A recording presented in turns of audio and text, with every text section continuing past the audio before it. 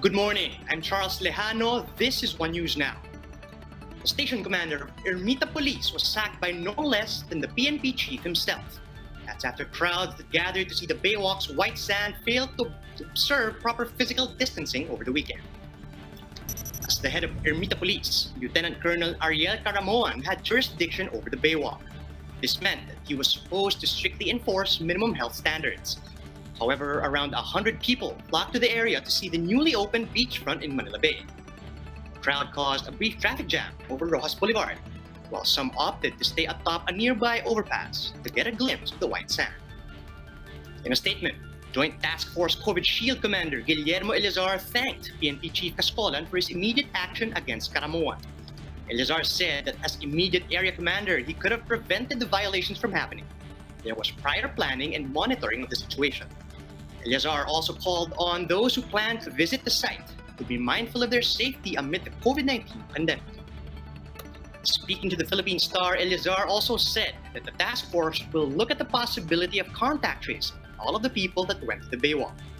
Carmona will be replaced by Lieutenant Colonel Alex Daniel, who is currently the MPD's chief controller. The localized lockdowns in parts of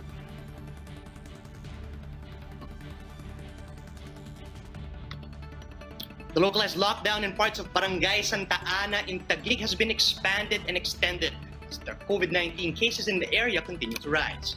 To give us an update, we have Justine Punsalang. She's reporting live from Taguig. Justine, how much longer will this localized lockdown last, and what new areas are now included? Charles, there will be limited movement in and out of Barangay Santa Ana here in Taguig City for the rest of the month, as the local government placed the barangay, or at least 4 streets in the barangay, under localized lockdown. Originally, Pulong Candy and Samasipat streets were supposed to be under a 15-day lockdown from September 8 to September 23. However, due to the continuous increase of COVID-19 cases in the barangay, the LGU decided to extend the existing localized community quarantine until September 30. That is on top of expanding the lockdown area to include Romantic and Faculty streets in the same barangay.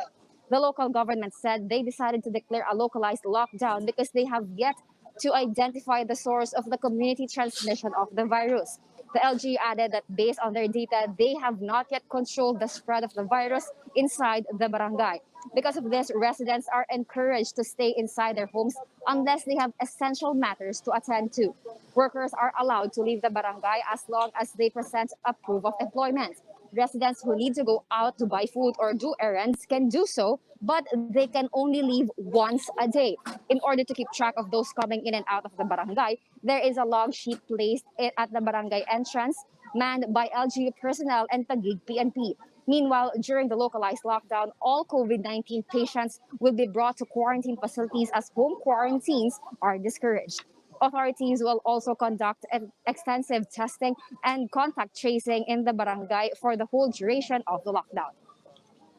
Charles, residents may leave their homes during window hours from 8 to 10 in the morning and 3 to 5 p.m. or 3 to 5 in the afternoon. Based on the LGU's latest data, Taguig City remains to be the lowest number of COVID cases within the NCR. And as per yesterday, they have currently 439 active cases inside the city, 48 of which are from Barangay Santa Ana, which incidentally lists the highest number of COVID cases in all the barangays here in Taguig City. Charles? Thanks for that, Justine. That was Justine Punsalang reporting live from Taguig. The Transportation Department promised to strictly comply with the President's decision to maintain this 1-meter distancing rule for public transportation. To tell us whether this is indeed being enforced, we have Gerard de la Peña on the line. He's reporting to us from Quezon City. Gerard, how is it going with the implementation of this 1-meter physical distancing rule in PUVs?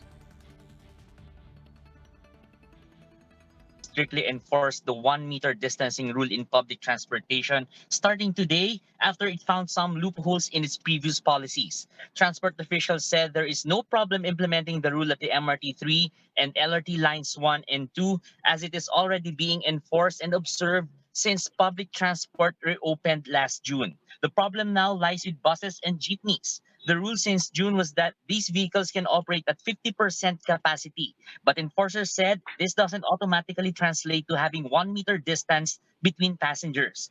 Jeepneys and buses have plastic barriers to ensure that passengers will sit with one vacant seat in between them. But if the 1 meter physical distancing is to be observed, passengers should be sitting 2 seats apart and none of them should be facing one another.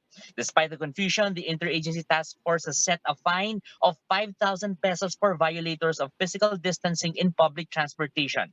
The PNP Highway Patrol is now here in Kamuning in Quezon City to check how jeepneys are observing the protocol. Charles. Right, thanks for that, Gerard. That was Gerard de la Peña reporting live from Quezon City. For more updates, visit News 5, the Philippine Star and Business World online.